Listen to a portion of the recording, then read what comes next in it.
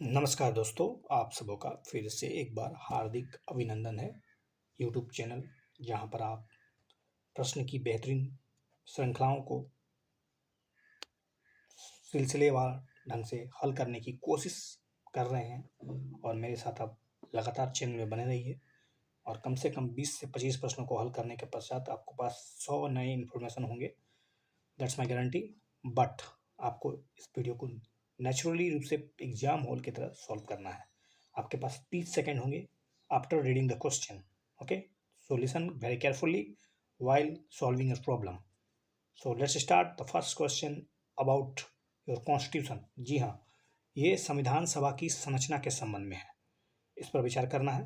देखिए, प्रश्न है कि संविधान सभा की संरचना का जो संबंध मतलब उसके बारे में पूछा जा रहा है कि संविधान सभा का गठन 1946 में अगस्त प्रस्ताव के द्वारा बनाई गई योजना का एक हिस्सा था। क्या ये अगस्त प्रस्ताव का हिस्सा था? एक बात। दूसरा है कि संविधान सभा आंशिक रूप से निर्वाचित थी और आंशिक रूप से मनोनीत भी थी। ओके, और तीसरा ऑप्शन है उस समय जनसंख्या के आधार पर सीटें आवंटित की गई थी। संविधान सभा का जो निर्माण हुआ था, क्या वो संविधान सभा जो बनाया गया था उसमें जो बैठे लोग थे, क्या उसका बेस जनसंख्या था? तो तीन नए बातें। क्या यह अगस्त प्रस्ताव का हिस्सा था? क्या यह मनोनीत और निर्वाचित दोनों लोग मिलकर बनाए थे? और रही बात सीटों के आवंटन की, तो क्या वो जनसंख्या के बेस पे था? Think about it. You have 30 second.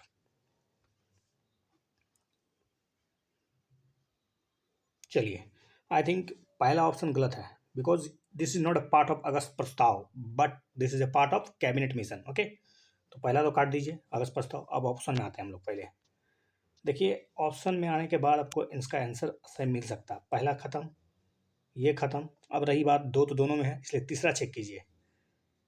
जनसंख्या के आधार पर सीटें आवंटित की गई थी। Yes, this is correct. So answer will be 2 and 3। That means C is the right answer. क्योंकि उस समय हर 10 लाख में एक प्रतिनिधि को चुना गया था। ओके, वन प्रतिनिधि ऑन 10 लाख। ठीक है, हर 10 लाख में एक प्रतिनिधि को चुना गया था, तो जनसंख्या का बेस था। चलिए, इसके बारे में एक्स्ट्रा इन्फॉर्मेशन लेते हैं। देखिए, जैसा कि I explain about it in my own words but listen it very carefully when I am reading the some important points. ध्यान से सुनिए। नवंबर 1946 कैबिनेट मिशन योजना। जी हाँ, कैबिनेट मिशन योजना था जिसके माध्यम से संविधान सभा का गठन किया गया। पहली बात। दूसरा है कि रियासतों के जो प्रतिनिधियों को, रियासतों के जो प्रमुख थे, राजा महाराजा जो थे, उनके द्वारा ही नामित किया गया था, तो नॉमिनेशन भी हो गया यहाँ पर। ओके, तीसरा है कि संविधान सभा आंशिक रूप से नॉमिनेटेड थी, आंशिक रूप से निर्वाचित भी थी, ये भी सही है। और इसके अलावा देखा जाए तो सदस्यों को अप्रत्यक्ष ढंग से प्रांतीय विधानसभाओं के सदस्यों के द्वारा स्वयं सीमित मताधिकार के द्वारा भी चुना गया था। तो यहाँ पर हो गया कुछ भाग मनोनीत और कुछ भाग चुनाव के द्वारा। That's good. और आगे बढ़ते हैं। एक अंतिम इन्फॉर्मेशन ये है कि ये उस समय की जनसंख्या के आधार पर सीटों की संख्या आवंटित की गई थी। 5 बातें on the basis of constitution, ठीक है, बना था उसके बारे में। तो संविधान सभा के बारे में समझ गए। संविधान सभा की पहली बैठक कब हुई थी, आप मुझे कमेंट सेक्शन में लिखिए। नेक्स्ट क्वेश्चन है जनमत संग्रह के बारे में। भारत में जनमत संग्रह के माध्यम से किन किन क्षेत्रों को भारत में शामिल किया गया? Nagaland, Sikkim, Junagadh, Hyderabad. Which are the correct? चलिए ऑप्शन देखिए। तो ऑप्शन ये हैं। क्या इसमें जो जो ये बोला गया है कि जनमत संग्रह, ये जनमत संग्रह समझते हैं आप लोग? मतलब जनता के एक तरह से सोच क्या है, क्या वो मिलना चाहते हैं? जनमत का बहुमत क्या है? तो देखिए, सबसे पहली बात, ऑपरेशन पोलो चलाया गया था ये हैदराबाद के लिए। ऑपरेशन पोलो, ऑपरेशन पोलो। और ये एक तरह से सैन्य कार्रवाई था। तो जब सैन्य कार्रवाई के द्वारा हैदराबाद हुआ तो हैदराबाद तो काटिए, आई मीन 4 खत्म, 4 खत्म। अब रही बात 2 और 3 तो दोनों में है, दैट मीन 2 और 3 तो सही होगा ही। और रही बात 1 की, तो नागालैंड इज नॉट नागालैंड तो ऑटोमेटिक राज्य बनाया था तो ख़त्म हो गया। तो इसका सही जवाब है ओनली एंड ओनली 2 और 3, सिक्किम और जूनागढ़, जिसे जनमत संग्रह के माध्यम से प्रवेश कराया गया भारत में। तो हैदराबाद को पुलिस की कार्रवाई के द्वारा, जूनागढ़ और सिक्किम को जनमत संग्रह के माध्यम से, और कश्मीर को आप जानते ही हैं इंस्ट्रूमेंट ऑफ एक्सेशन, जिसमें राजा हरि सिंह ने सिग्नेचर किया था। और बाकी जितने भी प्रांत थे हमारे देश में, 565 देशी रियासत थे, उनको भी इंस्ट्रूमेंट ऑफ एक्सेशन शामिल करना पड़ा, मतलब साइन करना पड़ा, सिग्नेचर करना पड़ा। After that they part of the either Pakistan, और फिर या तो भारत में शामिल हो जाएंगे। और इसमें से कुछ कुछ जो प्रांत थे, जैसे कि आपको पता होगा जम्मू कश्मीर, जूनागढ़, भोपाल, उसके अलावा हैदराबाद, ये ऐसे प्रांत थे जो मतलब स्वतंत्र होना चाहते थे। तो चूँकि माउंटबेटन प्लान योजना में ऐसी व्यवस्था की गई थी कि आप या तो पाकिस्तान में शामिल हो जाइए, या तो भारत में शामिल हो जाइए, या फिर अपना स्वतंत्र अस्तित्व रख सकते हैं। लेकिन भारत में अधिकांश तो शामिल हो गए, लेकिन उनमें से कुछ छिट-पुट, जैसे हैदराबाद, जम्मू कश्मीर, जूनागढ़, ये लोग उछल रहे थे। तो इनको उनकी उछल-कूद को समाप्त करने के लिए सरदार वल्लभ भाई पटेल, जिन्हें हम लोग आयरन मैन कहते हैं, जी हाँ, लक्त और लौह की नीति, वही लक्त और लौह की नीति जो बिस्मार्क ने चलाया था, वही लक्त और लौह की नीति जो बलबन ने चलाया था, उसी तरह से इन्होंने अपने भारत को इंटीग्रेट करने के लिए, एक भारत को संपूर्ण एक मतलब छत्र छाया में लाने के लिए इन्होंने या तो पहले तो चाय पिलाया, फिर बात की, पानी खिलाया, सब कुछ किया। और कुछ जो बहुत ज़्यादा उछल रहे थे, उनको सेना के द्वारा भी चुप करने और भारत में मिलाने का काम किया गया। उनमें से एक हैदराबाद भी था, ठीक है। जम्मू कश्मीर का राजा तो हड़बड़ा गया था, वो तो काफ़ी समय तक स्वतंत्र रहना चाहता था, लेकिन जब देखा गया कि पाकिस्तान के कबीलाइयों द्वारा आक्रमण किया गया, तो उनकी मतलब खैर नहीं, तो वो सहायता मांगने भारत तक पहुँचे। भारत कर नहीं सकता था, तब उन्हें इंस्ट्रूमेंट ऑफ एक्सेशन में शामिल करना पड़ा। चलिए, नागालैंड बाद में असम से अलग हो गया था और फिर भारतीय संघ का हिस्सा बना नागालैंड बाद में। अगला क्वेश्चन है, स्वतंत्रता के बाद भारत की राजनीतिक स्थिति के संबंध में निम्नलिखित कथनों पर विचार करना। स्वतंत्रता के बाद, आफ्टर इंडिपेंडेंस, क्या थी राजनीतिक स्थिति, उसके संबंध में। 15 अगस्त 1947 से 26 जनवरी 1950 तक, देखिए 15 अगस्त 1947 से 26 जनवरी 1950 तक भारत की राजनीतिक स्थिति ब्रिटिश राष्ट्रों में एक निर्धारित की गई थी। क्या 15 अगस्त 1947 से 26 जनवरी 1950 तक भारत की जो स्थिति थी, राजनीतिक स्थिति, वो ब्रिटिश राष्ट्रमंडल राष्ट्रों में एक की निर्भरता पर टिका हुआ था। और 26 जनवरी 1950 को स्वयं को एक संप्रभु गणराज्य घोषित करके भारत ब्रिटिश शासन से समाप्त हो गया, भारत का ब्रिटिश शासन समाप्त हो गया। Which are the correct, I think कौन सा सही नहीं है पूछा गया।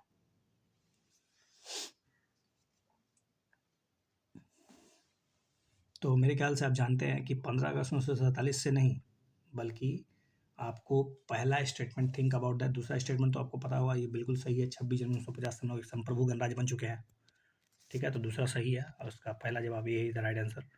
तो देखिए इसके बारे में कुछ जान लीजिए कि भारतीय स्वतंत्रता अधिनियम 1947, ठीक है, गवर्नमेंट ऑफ इंडिया एक्ट 1947 के पारित होने के बाद भारत ब्रिटिश साम्राज्य का एक आश्रित देश था, उपनिवेश ही था लगभग 15 अगस्त से लेके 26 जनवरी 1950 तक, 1947 से 1950 तक भारत की एक राजनीतिक स्थिति जो थी, वो ब्रिटिश राष्ट्रमंडल राष्ट्रों में एक डोमिनियन जैसा था, मतलब अर्ध स्वतंत्र हुए थे। पूरी तरह से हम लोग स्वतंत्र नहीं हुए थे, कहीं ना कहीं हम लोग राष्ट्रमंडल के मतलब अभी तरह से फंसे हुए थे उसमें।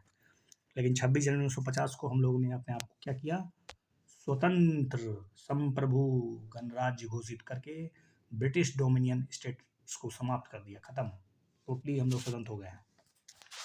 हालांकि पाकिस्तान 1956 तक ब्रिटिश राष्ट्रमंडल का सदस्य बना रहा। अब क्वेश्चन है प्रीवी पर्स के बारे में। प्रीवी पर्स प्रणाली क्या अनुमति देता है? स्थानीय प्रशासन पहले जैसा बस्ती जमींदारों का उन्मूलन कर सकता है, या फिर सरकार एमिनेंट डोमेन के सिद्धांत के आधार पर निजी भूमि को जब्त कर सकती है, या फिर रियासत के कुछ निजी संपत्ति को बनाए रखने और वंशानुगत हस्तांतरण कर सकते हैं, और इनमें से कोई नहीं। तो you know that about the Privi purse. Privi purse जिसको बाद में जाके समाप्त कर दिया गया था, प्रीवी पर्स, या ऑफकोर्स प्रीवी पर्स। तो ये 1971 में इंदिरा गांधी के द्वारा 26वां कॉन्स्टिट्यूशन अमेंडमेंट किया गया, और उसके बाद इसको खत्म कर दिया गया, खत्म, किसी प्रकार का विशेषाधिकार नहीं मिलेगा, जाइए। तब यही बात है रियासतों का बात, तो कुछ शासक निजी संपत्ति बनाए रख सकते थे, वंशानुगत हस्तांतरण कर सकते थे, यही बात है प्रीवी पर्स के बारे में। तो जब भारत आज़ाद हुआ तो उसमें फुसलाने के लिए या फिर बहलाने के लिए या फिर एक तरह से कहें तो भारत में एकीकरण करने के लिए रियासतों को आश्वासन दे दिया गया कि देखिए शासक जी, कुछ निजी संपत्ति आप बनाए रखिए, आप इसको ट्रांसफ़र भी कर सकते हैं अपने वंशानुगत हस्तांतरण की अनुमति है, और आपको सरकारी भत्ता भी दिया जाता रहेगा, और रियासतों के विस्तार, उसके राजस्व क्षमता उस पर आधारित होगा। हालांकि इस अनुदान को प्रीवी पर्स कहते हैं, लेकिन जैसा कि मैंने बताया कि कॉन्स्टिट्यूशन अमेंडमेंट के माध्यम से इंदिरा गांधी ने समानता की स्थापना करने के लिए ये सारे के सारे विशेषाधिकार को समाप्त कर दिया। अब आते हैं पांचवा प्रश्न, आपकी स्क्रीन पर है। 1952 का दिल्ली समझौता आधुनिक भारतीय इतिहास में बहुत ही इंपॉर्टेंट है, आखिर क्यों? दिल्ली समझौता, देखिए इसमें प्रश्न दिल्ली समझौता से प्रश्न पूछा गया है। 1952 का दिल्ली समझौता आधुनिक भारतीय इतिहास का सबसे उल्लेखनीय है, क्योंकि क्या सीमा पर झड़प को समाप्त करने के लिए या झड़प को कम करने के लिए एक नियंत्रण रेखा खींचा गया। केंद्र शासित प्रदेश दिल्ली को एक स्वायत्त इकाई, ये तो गलत है। संपूर्ण भारत का जो जम्मू कश्मीर है, राज्य का एकीकरण के लिए एक प्रयास था। I think C is the right answer, yes. तो भारत में जम्मू कश्मीर और राज्य के एकीकरण के लिए एक महत्वपूर्ण प्रयास था। प्रश्न मेरे साथ ही पढ़िए, अदरवाइज आपको 30 सेकंड बहुत ज़्यादा लगेगा। चलिए इसके बारे में समझिए। देखिए, तत्कालीन जम्मू कश्मीर राज्य की संविधान सभा के मुख्य निर्णयों का समर्थन करने गया, और जम्मू कश्मीर और भारत के सरकार के प्रतिनिधियों के बीच एक मतलब एक एग्रीमेंट हुआ था, इसको हम लोग दिल्ली एग्रीमेंट या दिल्ली समझौता 1952 के रूप में जानते हैं। और इसमें दिल्ली को दिल्ली नहीं कश्मीर को एक विशेष राज्य का दर्जा दे दिया गया, जिसका अलग झंडा, संसद, सर्वोच्च न्यायालय पर जो अधिकार क्षेत्र है उसका विस्तार बहुत थोड़ा सा मिनिमम कर दिया गया। देखिए यही आगे चल के इसको पता होगा आपको। सब समाप्त हो गया है आर्टिकल 370 और 35 से, पर एक तरह से क्या कहें, एब्रोगेशन तो नहीं कर सकते हैं, लेकिन कहीं ना कहीं इसमें संशोधन करके अब उसकी जो स्थिति है वापस अब सामान्य कर दी गई, कोई विशेष नहीं रहा। नेक्स्ट क्वेश्चन है स्क्रीन पर, प्रार्थना समाज के संबंध में। प्रार्थना समाज, जो कि आपको पता होगा भारत में बहुत से समाज सुधारक आंदोलन हुए, उनमें से एक प्रार्थना समाज है। उसके बारे में पूछा गया कि इसका मुख्य उद्देश्य क्या था। एक, मुक्त भारत की स्थापना करना, शोषितों के लिए सामाजिक न्याय की प्रदान करना, पश्चिम विचारों से हिंदू संप्रदाय को आध्यात्मिक रूप से शुद्ध करना, ये तो भारत में गुरुकुल शिक्षा प्रणाली को पुनर्जीवित करना। थिंक अबाउट दैट, जब मैं रीडिंग कर रहा हूँ थिंक अबाउट दैट। गुरुकुल शिक्षा प्रणाली ये तो बिल्कुल नहीं है, ये तो हम लोग दयानंद सरस्वती के द्वारा जो DAV और ये हो नहीं सकता है। पश्चिम विचारों को, ये भी उसी के है सिद्धांत। जी हाँ, मैं आर्य समाज की बात कर रहा हूँ, ये आर्य समाज से जुड़ा हुआ है। शोषितों के लिए सामाजिक न्याय प्रदान करना, that would be more important, और मोर थोड़ा सा लाइटली लग रहा है, ये अच्छा है। और स्वतंत्र भारत का स्थापना करना, ऐसा कुछ सोच नहीं था। तो प्रार्थना समाज की स्थापना 1867 में हुआ था आत्माराम पांडुरंग के द्वारा। 1816 आत्माराम पांडुरंग। उद्देश्य, एक तो सबसे पहले एक ईश्वर को मानिए, एक ईश्वर पर विश्वास कीजिए, एक ईश्वर की पूजा कीजिए, एक ईश्वरवाद। इसका मतलब हो गया कि प्रार्थना समाज, this is the similar nature exactly, जैसे कि आपको पता होगा राजा राम मोहन राय के द्वारा जिस तरह से उन्होंने प्रार्थना समाज के नहीं बल्कि कौन सा था, ब्रह्म समाज। तो ब्रह्म समाज और प्रार्थना समाज की जो उद्देश्य है वो एक ही ईश्वर को मानता है, बिल्कुल सही है, ठीक है। और साथ ही साथ इसमें हिंदू की सामाजिक व्यवस्था में बहुत सारे जो रूढ़िगत परंपराएं थी, जातिवाद था, बाल विवाह था, महिलाओं के साथ जो व्यवहार होता था उनमें सुधार करने की कोशिश थी, और महिला उत्थान का ये विधवा पुनर्विवाह पर जो प्रतिबंध था उसको समाप्त करने की कोशिश थी। That's sufficient for it. और समाज में जो धार्मिक बैठकें हिंदू, बौद्ध, ईसाई ग्रंथों पर यह आधारित हो रहा था। चलिए नेक्स्ट क्वेश्चन है, पंजाब में कूका आंदोलन से। पंजाब का कूका आंदोलन का जो मुख्य उद्देश्य था वो क्या था, किस पर टिका हुआ था कूका आंदोलन? सिख भूमि को ब्रिटिश नियंत्रण से स्वतंत्र कराना, 1857 के विद्रोह में पंजाब के शहीदों को न्याय दिलाना, या फिर सिख मंदिरों को अज्ञानी और भ्रष्ट महंतों से मुक्त कराना, या फिर सभी व्यवहारों या दुर्व्यवहारों, अंधविश्वासों, कुप्रथाओं को हटाकर सिख धर्म में सुधार करना। तो कूका आंदोलन से प्रश्न है, कूका आंदोलन का जो मुख्य उद्देश्य था इनमें से क्या है? I think you know about that. Kuka आंदोलन ये पंजाब में हुआ था। कूका जो है जोर जोर से चिल्लाने के कारण इनको कूका कहते हैं। कूका आंदोलन वास्तव में इसका सही जवाब होगा डी। सभी प्रकार के दुर्व्यवहार, अंधविश्वास और कुप्रथाएं थी सिख धर्म में मौजूद थी, उसमें से उसको सुधार करना था। ठीक है, कूका आंदोलन की शुरुआत 1840 में हुई थी। ओके, 1840 में, 1840 में पंजाब में, पश्चिमी पंजाब में हुआ था। इसको जौहर मल के नेतृत्व में, जिसे सियान साहब भी कहते हैं, उसके द्वारा चलाया गया था। और बाद में इसमें एक और नेता आए, जहाँ बाबा राम सिंह, तो बाबा राम सिंह का नाम भी याद रखिएगा, राम सिंह, ये भी इसी से जुड़े हुए हैं, जिसको नामधारी सिख संप्रदाय की स्थापना का श्रेय भी दिया जाता है। पंजाब पर एक तरह से धार्मिक शुद्धि आंदोलन चलाने की कोशिश की थी। इसके मूल सिद्धांत में क्या था? जाति और सिखों के बीच जो भेदभाव था उसको समाप्त करना, मांस, मदिरा, शराब, ड्रग्स इत्यादि को हतोत्साहित करना, अंतरजातीय विवाह को प्रोत्साहन देना और विधवा पुनर्विवाह और महिलाओं को प्रोत्साहित करना। That's the sufficient. 18वीं सदी के अंत तक और 19वीं सदी के प्रारंभ के दौरान जोतदार के रूप में जाने जाने वाले धनी किसानों के एक वर्ग ने गांव में अपनी स्थिति को मजबूत किया और भूमि के विशाल क्षेत्रों पर अपना अधिकार जमा लिया। जोतदार जमींदारों के प्रति वफादार थे और उन्हें रैयतों से राजस्व एकत्रित करने में मदद करते थे। क्या ऐसा सही लगता है? तो कौन सा कदम सही नहीं है, पूछा गया है। तो दोनों स्टेटमेंट पढ़ने के बाद आपको पहला स्टेटमेंट क्या लग रहा था? 18वीं सदी के अंत में, 19वीं सदी के प्रारंभ में ये जोतदार थे, वास्तव में धनी किसान होते थे और अपने गांव में अपनी मजबूत स्थिति के लिए जाने जाते थे। भूमि का बहुत बड़ा उनका मालिकाना हक था। और ये जोतदार क्या जमींदारों के प्रति वफादार थे?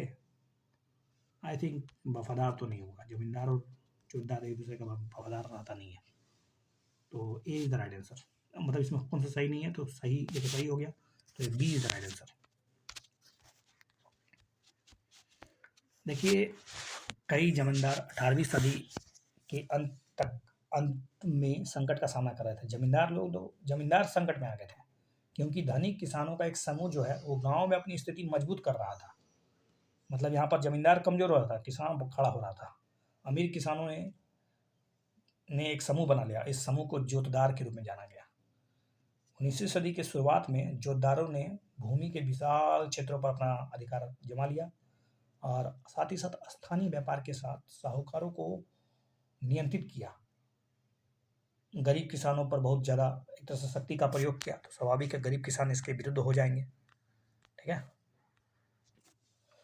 नेक्स्ट है ब्रिटिश शासन के समय प्रचलित अमला को क्या कहते हैं? ब्रिटिश शासन के समय अमला क्या था? ग्राम प्रधान, जमींदार, अधिकारी, बटाईदार या समृद्ध किसान?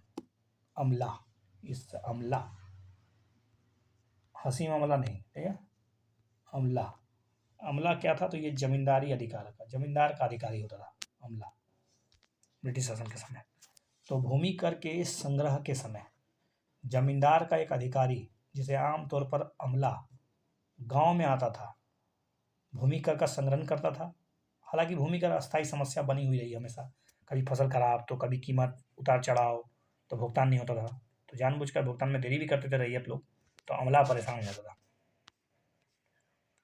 नेक्स्ट क्वेश्चन है भूदान आंदोलन के संबंध में।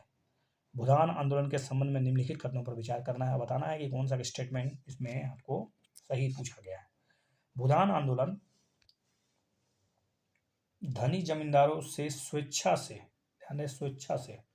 अपनी भूमि का 1% भूमिहीन लोगों को देने के लिए राजी करना था। शुरुआत इसकी महात्मा गांधी ने की थी और इसे ग्राम दान की अवधारणा को व्यापक बनाया गया ताकि भूमि के साझा स्वामित्व की वकालत की जा सके। क्या इसकी शुरुआत महात्मा गांधी ने की थी? इस पर आप विचार कर लीजिए। देखिए, भूदान आंदोलन महात्मा गांधी के सोच पर जरूर था, लेकिन महात्मा गांधी ने इसको शुरू नहीं किया था। तो दूसरा खत्म। अब आते हैं ऑप्शन पे। तो दूसरा खत्म, तो दैट मीन ये खत्म, तो रहा बात एक, तो दोनों में है। तीसरा पे विचार कर लीजिए। ग्राम दान की अवधारणा को व्यापक बनाया गया और भूमि के साझा स्वामित्व की वकालत की गई, तो third is the right. Let's say something about it. Bhoodan आंदोलन, जिसको हम लोग भूमि उपहार कहते हैं, रक्तहीन क्रांति था। ध्यान रहे, रक्तहीन। ऐसे भी महात्मा गांधी किसी के खून को कभी भी नहीं चाहते थे कि खून दिखे, और रक्तहीन क्रांति स्वैच्छिक, ध्यान रहे, बलपूर्वक नहीं बल्कि स्वैच्छिक भूमि सुधार आंदोलन था। शुरुआत इसके एक गांधीवादी आचार्य थे, उनका नाम था विनोबा भावे। 1951 में पोचमपल्ली गांव, जो अभी कहाँ पर है, उत्तराखंड में या तेलंगाना में पोचमपल्ली गांव से इन्होंने स्टार्ट किया था, भूदान आंदोलन की शुरुआत की थी। और धनी जमींदारों को कहा कि अरे आपके पास इतने करोड़ों लाखों करोड़ जमीन है, इतना हेक्टर जमीन करिए क्या, आइए गरीबों को दान दीजिए, स्वेच्छा से दान। तो भूमि को स्वेच्छा से भूमिहीन लोगों को बीच बांटा गया। और कहीं ना कहीं महात्मा गांधी से बहुत ज़्यादा प्रेरित थे, और उनके महात्मा गांधी के द्वारा जो चलाया गया था आंदोलन, उसका नाम था सर्वोदय आंदोलन। ठीक है, तो सर्वोदय आंदोलन ध्यान रखिएगा किसका है, महात्मा गांधी के सर्वोदय। और ग्राम स्वराज भी महात्मा गांधी के ही सोच थे।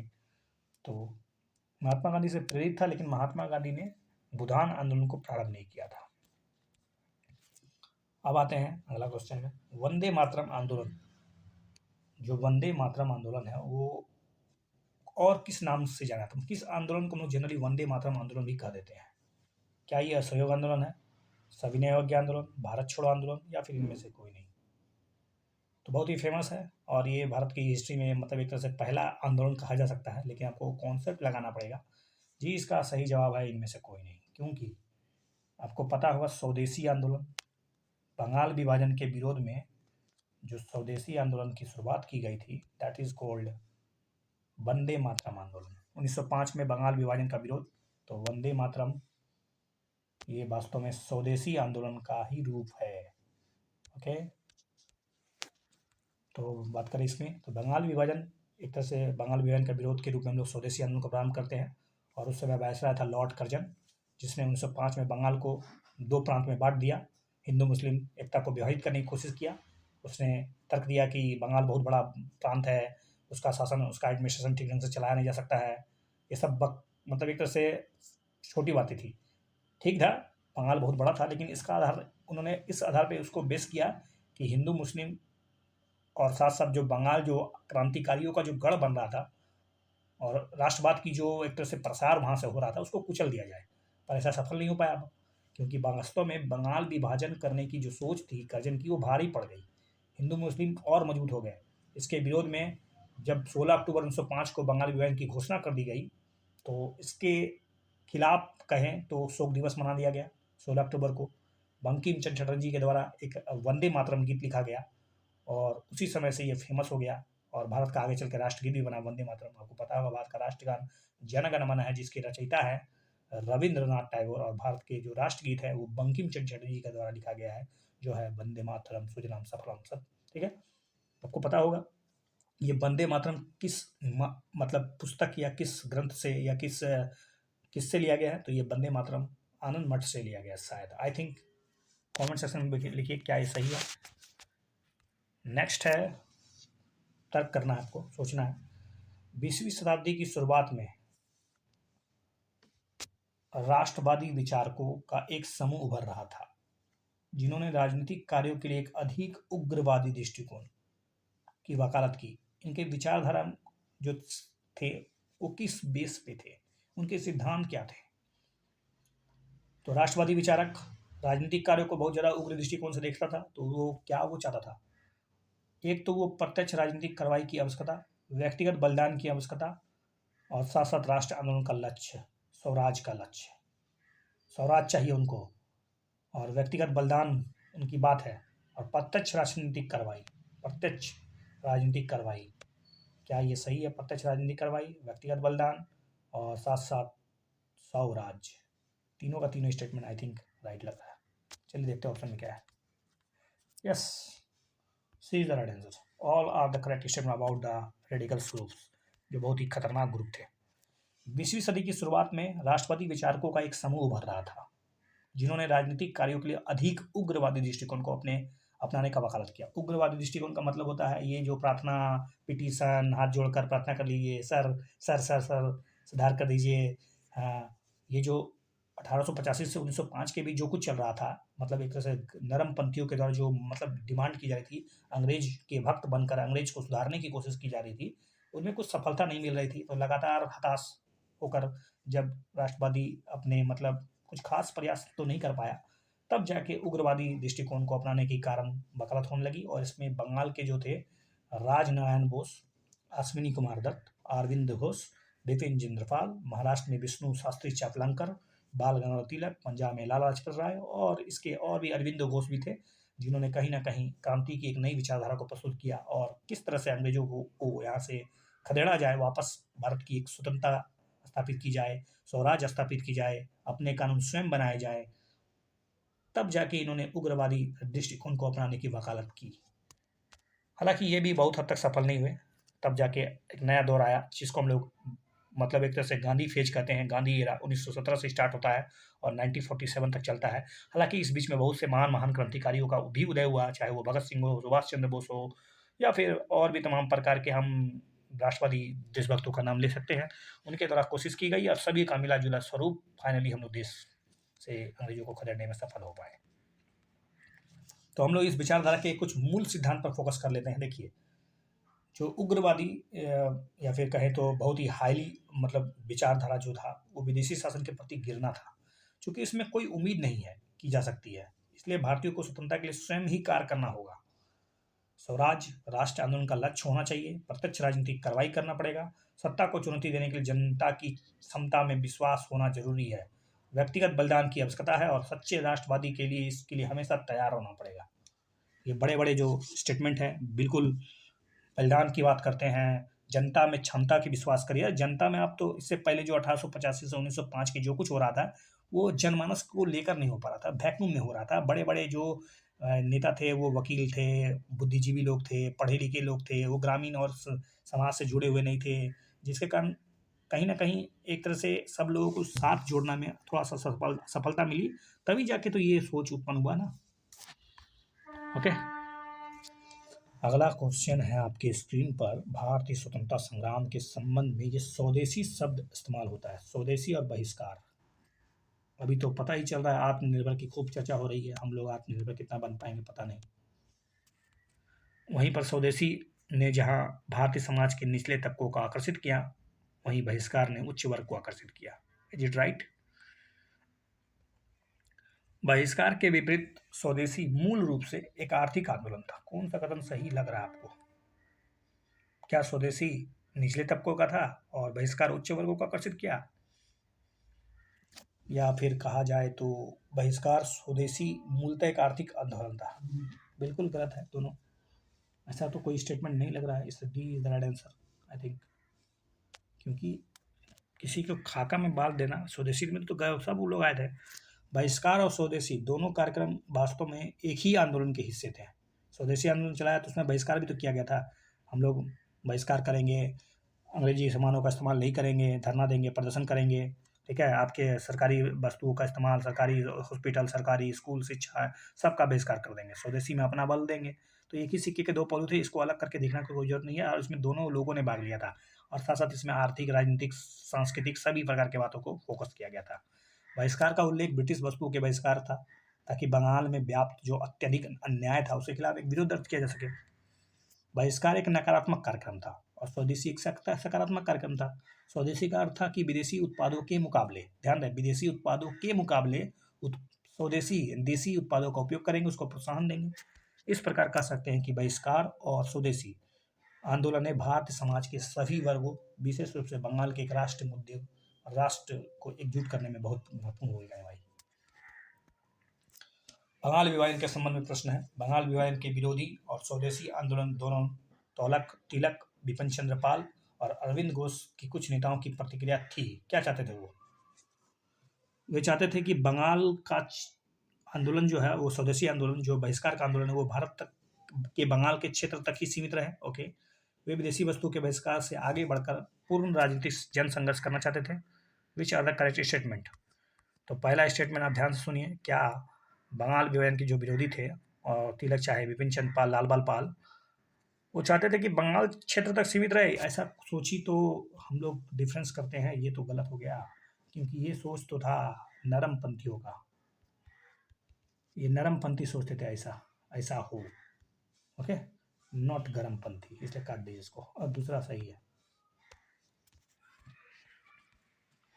तिलक, लाला लाजपत राय, बिपिन चंद्र पाल, अरविंद घोष के नेतृत्व में राष्ट्रवादी नेता चाहते थे कि बहिष्कार का जो मुद्दा है वो बंगाल से बाहर लेकर देश के अन्य हिस्सों तक फैलाया जाए। विदेशी वस्तुओं के बहिष्कार, आगे बढ़कर स्वराज की प्राप्ति। केवल विदेशी वस्तुओं का बहिष्कार करने से नहीं होगा, स्वराज भी चाहिए हमको, और इसके लिए पूर्ण राजनीतिक संघर्ष करना चाहते थे। लेकिन उस समय कांग्रेस पर नरमपंथी बहुत ज़्यादा हावी था और इस बात को तैयार नहीं था, और फाइनली इसका कारण क्या हुआ, 1907 में हम लोग ने सूरत स्प्लिट हो गया इसमें, और गरम दल और नरम दल का विभाजन हो गया। बंगाल में स्वदेशी आंदोलन के दौरान उग्रवादियों की प्रतिक्रिया के संबंध में आपको बताना है कौन सा कथन सही है। चरमपंथी या उग्रवादी ने स्वदेशी और बहिष्कार के अलावा निष्क्रिय प्रतिरोध का भी आह्वान किया, जिसमें सरकारी स्कूल, कॉलेज, सरकारी सेवा, अदालत, विज्ञान परिषद का बहिष्कार शामिल था। Is it right? I think this is the सोच ऑफ गरमपंथी, चरमपंथी। स्वाधीनता का लक्ष्य आत्म बलिदान से प्राप्त करना था, अभी मैंने ऊपर पढ़ा था, इसलिए दोनों statement I think is the right. चरमपंथी ने स्वदेशी और बहिष्कार के अलावा निष्क्रिय प्रतिरोध का आह्वान किया, जिसमें सरकारी स्कूलों, कॉलेजों, सरकारी सेवाओं, अदालत, विधान परिषद, नगर पालिका और सरकारी उपाधियों का बहिष्कार करना शामिल के साथ ही साथ चरमपंथियों ने भारत की स्वतंत्रता के विचार को भारत की राजनीति में केंद्रीय स्थान दिलाया। स्वतंत्रता के लक्ष्य आत्म बलिदान से ही मिल सकता है, आत्म बलिदान के लिए रेडी रहिए, तभी आपको स्वतंत्रता मिलेगा। Next question from economics.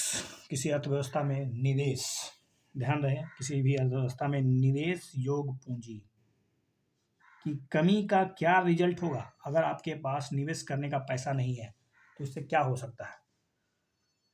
निवेश योग पूंजी की कमी का परिणाम बहुत ज़्यादा मुद्रास्फीति हो जाएगी। अगर निवेश नहीं होगा तो निम्न बचत होगा, उच्च बचत होगा। निम्न बचत उच्च बचत एक साथ तो हो नहीं सकता है, या तो 2 सही होगा या तो 3 सही होगा, तो 3 तो गलत है, क्योंकि जब आपके पास पूंजी ही नहीं है निवेश करने का, पहले आप खर्च कीजिएगा तब ना बचाइएगा। तो उच्च बचत तो गलत है, तो गलत है तो छाटिए 3 को। 3 खत्म, उपरोक्त में से कोई नहीं, ये भी खत्म, अभी नहीं बता सकते हैं। लेकिन जैसे आप सोचिए कि अगर वस्तुओं का निर्माण नहीं होगा, और वस्तुओं का निर्माण नहीं हो, पूंजी निवेश ना हो, तो परिणाम क्या होगा। परिणाम होगा अत्यधिक मुद्रास्फीति। Of course this is right, तो बहुत ज़्यादा मुद्रास्फीति हो जाएगी, सही है, और बचत भी कम हो जाएगा। तो 1 और 2 is the right answer. C, yes, उच्च और अनिश्चित मुद्रास्फीति, इससे प्रभाव क्या होगा, निवेशक को निवेश लेने में रोकेगा, क्योंकि उसको डर लगा रहेगा कि वास्तव में जो उसका रिटर्न है मिलेगा कि नहीं मिलेगा अगर इन्वेस्ट कर दे तो, क्योंकि मुद्रास्फीति उसको अनिश्चितता में बांध दी है। बचत उस पैसे का वास्तव में आधार है जो अर्थव्यवस्था में बुनियादी ढांचे के निर्माण के लिए जरूरी होता है। निम्न बचत और पूंजी की मांग, उच्च मांग के कारण उधार लेने की लागत बहुत ज़्यादा हो जाएगी, क्योंकि आपके पास बचत ज़्यादा नहीं है तो पैसा कम है, और अगर पूंजी का मांग भी करिएगा तो आपको हाई इंटरेस्ट रेट चुकाना पड़ेगा, इससे निवेशक को निराशा मिलेगी। ओके, अगला है अंतर्राष्ट्रीय वित्तीय निगम यानी इंटरनेशनल फाइनेंस कॉर्पोरेशन, IFC के बारे में। वास्तव में IMF का ये संगठन है, IFC विकासशील देशों में विशेष रूप से निजी क्षेत्र पर, ध्यान रहे, निजी क्षेत्रों पर विकासशील देशों में केंद्रित सबसे बड़ा वैश्विक विकास संस्थान है, और इसका लक्ष्य संधारणीय अवसर को बढ़ावा देना है, वही शिक्षा, स्वास्थ्य इत्यादि। तो तीसरा नंबर तो जनरल कंसेप्ट है। ये पहला स्टेटमेंट ध्यान से सुनिए। अगर आपको IFC का थोड़ा सा भी जानकारी होगा कि वास्तव में IFC जो है ना, this is not a part of IMF, this is a part of world bank. Okay, तो पहला स्टेटमेंट छाट दीजिए तो आपको ऑटोमेटिक आंसर 2 खत्म, 1 खत्म, 1 खत्म, 1 खत्म, तो 2 और 3 इज द राइट आंसर। देखिए, let's see something about it.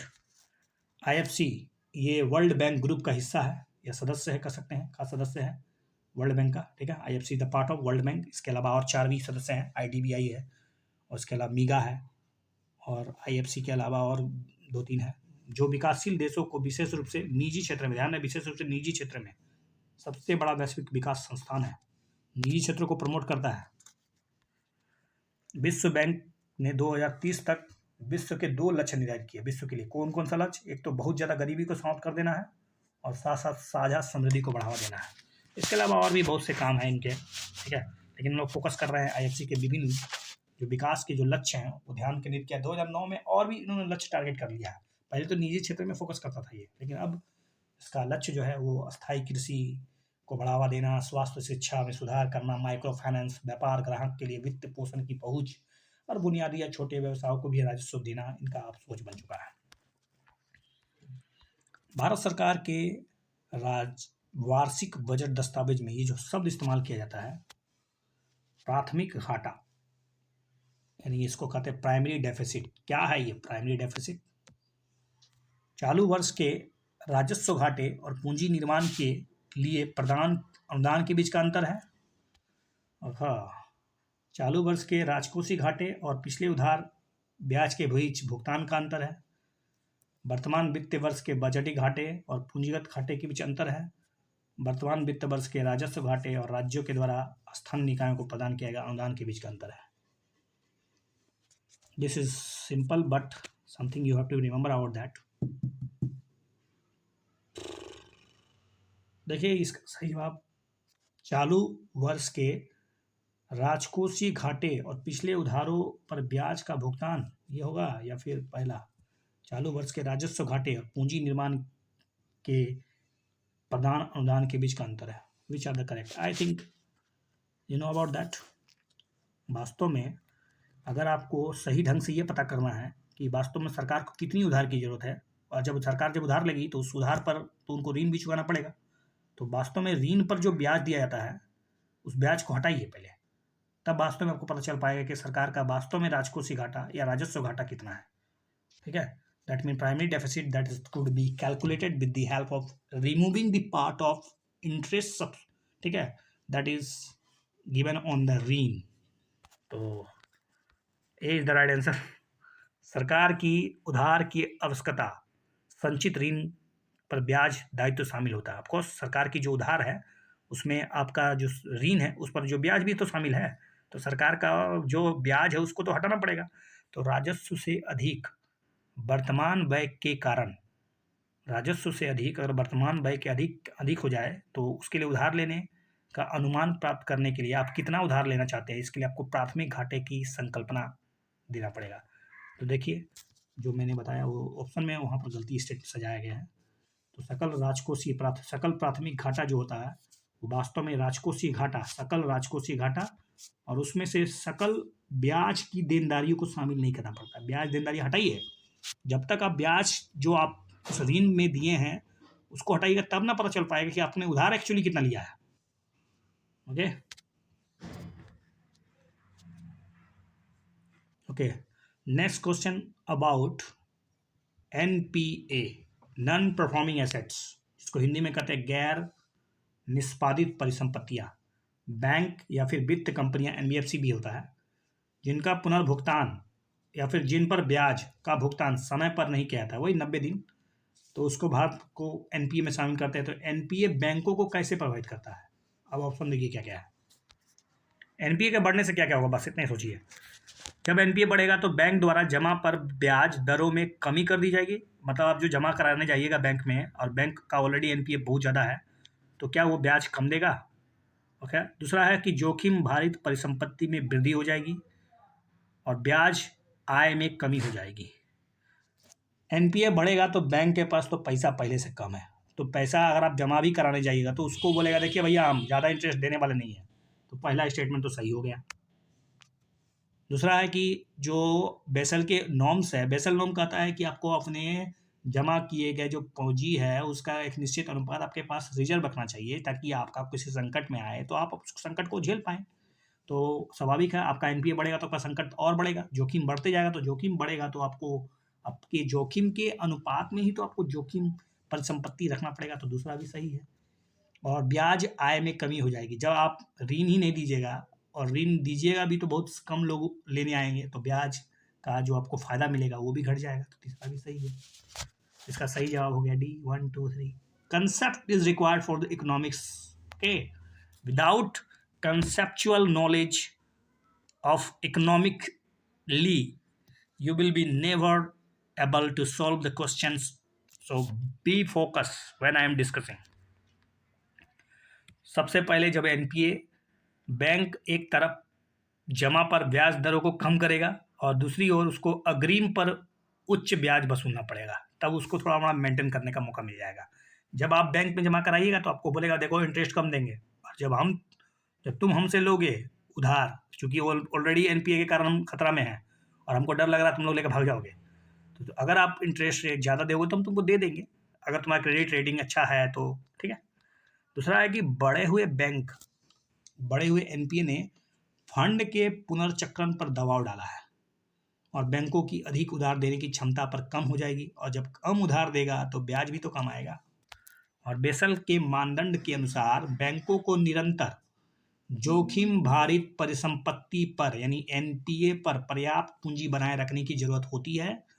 NPA के स्तर में हर वृद्धि, जितना ज़्यादा एनपीए बढ़ेगा, वृद्धि जोखिम वाली जो पूंजी होगी या परिसंपत्ति होगी इसमें वृद्धि होगी, जो बैंकों को अपने पूंजी आधार को और अधिक बढ़ाने के लिए मजबूर कर देगा। नेक्स्ट क्वेश्चन है क्राउडिंग आउट प्रभाव। This is the question, crowding out effect. Crowding out effect COE, इस पर विचार करना है। क्या है ये क्राउडिंग आउट इफेक्ट? देखिए, क्राउडिंग आउट इफेक्ट से मतलब है कि कैसे बढ़ी या वर्धित सरकारी खर्च, यानी सरकार का खर्च जो है वो बढ़ रहा है, सरकारी खर्च जिसके लिए उसे अधिक पैसा उधार लेना चाहिए, निजी खर्च को कम करता है, अर्थव्यवस्था में ब्याज दरों को ये प्रभावित करता है। और क्राउडिंग आउट इफेक्ट उच्च परिणाम से ज़्यादा अगर क्राउडिंग इफेक्ट ज़्यादा होगा तो अर्थव्यवस्था में आय भी कम हो सकती है। Think about crowding, you know about the crowding out effect. पहला स्टेटमेंट बिल्कुल सही है, क्योंकि देखिए क्राउडिंग आउट इफेक्ट का मतलब होता है सरकार जो होती है मतलब मस्त मोला होकर खर्चा करती है, मतलब अपने राजकोषीय घाटे का चिंता किए बिना धड़ल्ले से उधार लेके खर्चा कर रही है। तो उसको उधार कहाँ से मिलेगा? या तो बैंक से मिलेगा, या तो बाहरी कंपनी से मिलेगा, एक्सटर्नल जो कमर्शियल बोरोइंग होता है उससे हो सकता है, या फिर कहीं से आपको अनुदान मिल जाए। लेकिन ये सब छोड़िए, सिर्फ ये सोचिए कि बैंकों से जब भारत सरकार या फिर राज्य सरकार अधिक से अधिक उधार लेगी तो उसका प्रभाव क्या होगा? उसका प्रभाव सीधा होगा निजी कंपनियों पर। और भी तो कंपनियां हैं, और भी तो लोग हैं जिसको ऋण चाहिए, लेकिन ऋण तो अवेलेबल तब होगा जहां वहां उनके पास फंड होगा। तो सरकार अधिक से अधिक अगर फंड उधार ही ले लेगी तो प्रभाव ये होगा कि लोगों के पास विकल्प नहीं होगा, लोगों को उच्च ब्याज दर पर ऋण लेना पड़ेगा। इसको कहते हैं क्राउडिंग इफेक्ट। तो ब्याज दर को प्रभावित कर दिया, दूसरा भी सही है। और क्राउडिंग इफेक्ट के परिणाम अर्थव्यवस्था में आय घट जाएगी, क्योंकि कंपनियों को उधार लेने का मौका नहीं मिलेगा, निवेश गिर जाएगा, निवेश घट जाएगा तो आय भी घट जाएगा। ABCD is the right answer. Crowding out effect का मतलब कैसे बढ़ी सरकारी खर्च जिसके लिए अधिक पैसा उधार लेना चाहिए निजी खर्च को कम करता है। ऐसा तब होता है जब सरकार बैंकिंग प्रणाली में उपलब्ध धन का बहुत बड़ा हिस्सा प्राप्त करती है, इसमें बचत कम होता है और अर्थव्यवस्था में निजी उधारकर्ताओं के लिए ब्याज दर को भी प्रभावित करता है। सरकार एक विस्तारवादी राजकोषीय नीति को अपनाती है तब उसकी आर्थिक गतिविधियां बढ़ावा देने के लिए अपने खर्च को बढ़ाती है, इसमें ब्याज दरों में वृद्धि होती है। बढ़ी हुई ब्याज दरें निजी निवेश को प्रभावित करती है। क्राउडिंग इफेक्ट्स के उच्च परिणाम से अर्थव्यवस्था में आय घट जाता है। अब हम लोग हिस्ट्री में जाते हैं। सालवाई की संधि के बारे में प्रश्न है। सालवाई संधि पर मराठाओं और ब्रिटिश ईस्ट इंडिया कंपनी के बीच हस्ताक्षर किया गया था। ओके, क्या ये ब्रिटिश और मराठा के बीच हुआ था संधि? ब्रिटिश ने यमुना नदी के पश्चिम में महादजी शिंदे के क्षेत्र दावों को मान्यता दे दी और रघुनाथ राव को मुक्त कर दिया, उनके लिए पेंशन निर्धारित कर दी। Which are the correct? Salbai की संधि मराठा के बीच और ब्रिटिश सरकार के बीच हुआ तो ये तो सही है। ब्रिटिश ने यमुना नदी के पश्चिम में महादजी शिंदे के क्षेत्र दावों को स्वीकार कर लिया, ये भी सही है। और रघुनाथ राव को मुक्त करके उसको पेंशन देने की बात की गई। This is also correct. Okay, 1 2 3 is the right answer. तो मराठा और ब्रिटिश इंडिया कंपनी के बीच क्या हुआ था? सालवाई की संधि हुई थी, ठीक है। और इस संधि के परिणाम निकले थे कि माधवराव द्वितीय को मराठा साम्राज्य का पेशवा स्वीकार कर लिया गया। माधवराव द्वितीय, ओके, उसको पेशवा स्वीकार किया गया। और ब्रिटिश ने यमुना नदी के पश्चिमी हिस्से में सिंधे महादजी सिंधे के क्षेत्रीय दावों को स्वीकार किया। रघुनाथ राव को मुक्त कर दिया गया और उसके लिए पेंशन का निर्धारण किया गया। और ब्रिटिश ईस्ट इंडिया कंपनी को साल्सेट का नियंत्रण प्राप्त हो गया। सालबाई की संधि जो प्रथम आंग्ल मराठा युद्ध का परिणाम था, ध्यान रहे, प्रथम आंग्ल मराठा युद्ध के बाद सालबाई की संधि हुई थी। तो फर्स्ट आंग्ल मराठा युद्ध का समाप्ति सालबाई की संधि के बाद हुआ। ओके, नेक्स्ट है भारत में ब्रिटिश शासन के दरमियान उग्र सुधारवादी यानी रेडिकल्स के बारे में आपको विचार करना है। उग्र सुधारवादियों ने आधुनिक पश्चिमी विज्ञान, दर्शन, साहित्य की शुरुआत की वकालत की। ओके, और राजा राम मोहन राय और उसके जैसे और भी विचारधारा वाले जो लोग थे, उन्होंने इन सुधारकों का विरोध किया। राजा राम विरोध करेंगे, वो भी साहित्य का, पश्चिम विज्ञान का, तो ये तो दूसरा वाला गलत हो गया। पहला वाला सही है। उग्र विचारधारा लोग चाहते थे कि भारत की जो शिक्षा है, संस्कृति है, उसका विश्व के शिक्षा के, विश्व के संस्कृति से, विश्व के जो परंपरा के साहित्य हैं उनके साथ एक तरह से बेहतर मेल मिलाप हो, ताकि भारत भी आगे बढ़ पाए। देखिए, उग्र सुधारवादी, उन्होंने रूढ़ियोवादी और साम्राज्यवादियों की संकीर्ण आलोचना और साम्राज्यवादी दृष्टिकोण के विरोध करने के साथ साथ उसने भारतीय स्थिति को उन्नत बनाने, मानवतावादी दृष्टिकोण विकसित करने, तर्क संगत विचारों को लागू करने का समर्थन किया।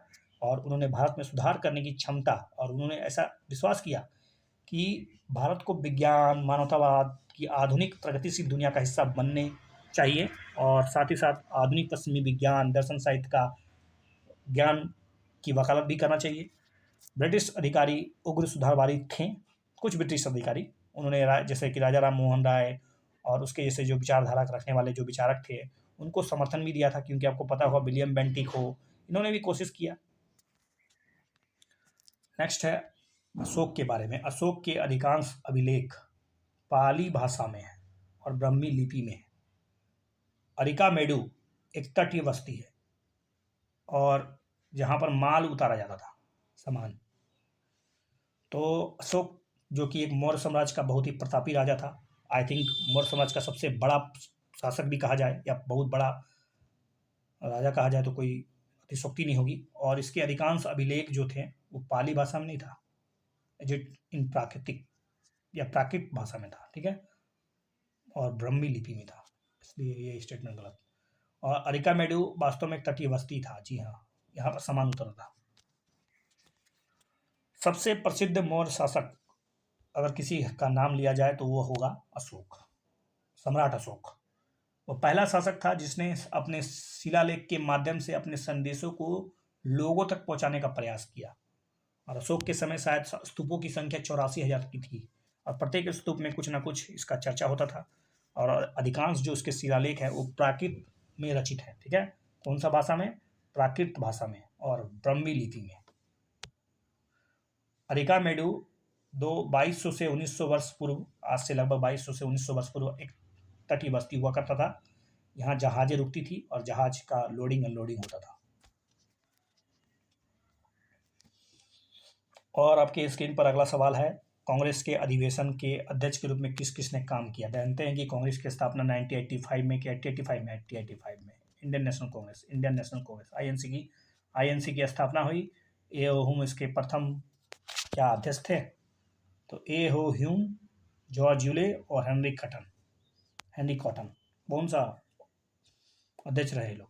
पहला बात तो I think you know that A O Hume कभी अध्यक्षता नहीं की है, ठीक है।